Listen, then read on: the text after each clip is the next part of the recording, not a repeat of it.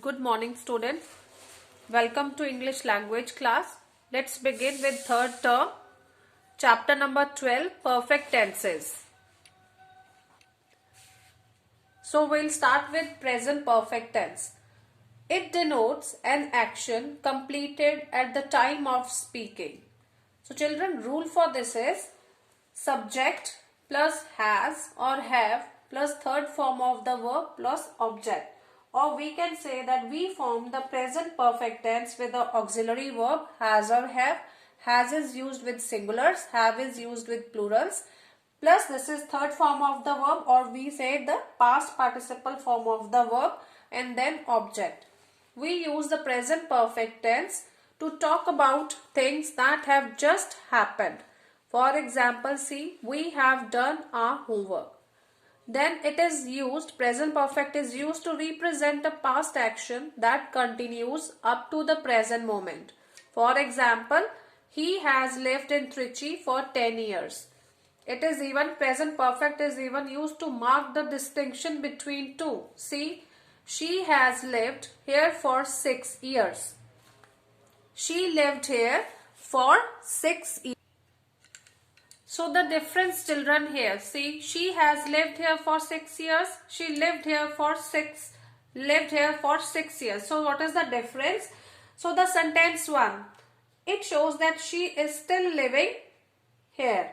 And sentence 2, it shows that she is living here no longer. She lived here for 6 years and now she is not living there. Now let's come to the second one, that is the past perfect tense. So what is past perfect?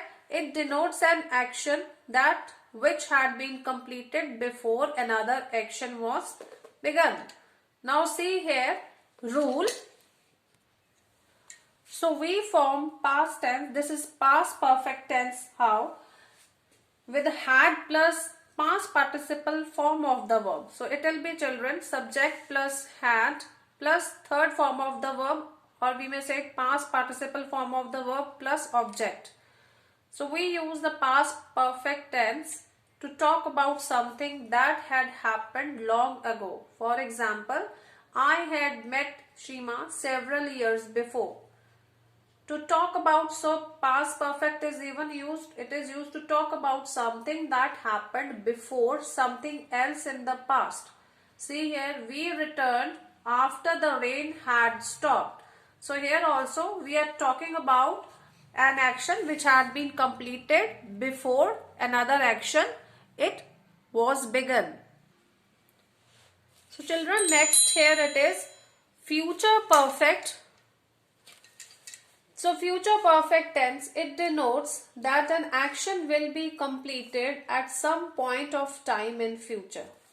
So how these future tense they are formed? So it is, we use will or shall plus have plus past participle form of the verb plus object to form future perfect tense. Subject plus will or shall plus have plus V3 plus object. For example, they will have finished their homework by 9 p.m. So now negatives. How to make negatives of these three? That is present perfect, then past perfect tense and future perfect tense. So first of all, we'll see in all of these. First of all, present and past. In present and past, how do we make them negative? So in children, we put words not or never. We put words not or never between the, that is has, have or had, between has, have or had and third form of the verb, that is past participle. So we put not or never, that is between has, have, had or third form of the verb, and we make it negative. But in future perfect, what we do is we put not, that is between will and have. We put not here, that is between will and have, we make it negative. So this is the rule how you make it negative for present perfect. Subject plus has or have, as I told you, has is, we write has for singulars and have for plurals, plus not or never plus V3 plus object. For example, for this one is, see here, I have not or never seen a circus. Then second one, for past perfect, subject plus had plus not or never plus V3 plus object. For example, that day Meena had not left her books at home. Sorry, it's at home. So next one is future perfect. It will be subject plus will plus not plus have plus V3 plus object. And example is he will not have finished his work by 7 p.m. Now questions. How to make the question? That is has, have, had, will. It will be followed by subject plus third form of the verb plus object. So in questions, children, while making the questions, the subject, it follows these auxiliary verbs, that is has, have, had or will. Then past participle form of the verb plus object. See example here. Have you not seen this movie? Or had John not studied before the test? Thank you and have a nice day.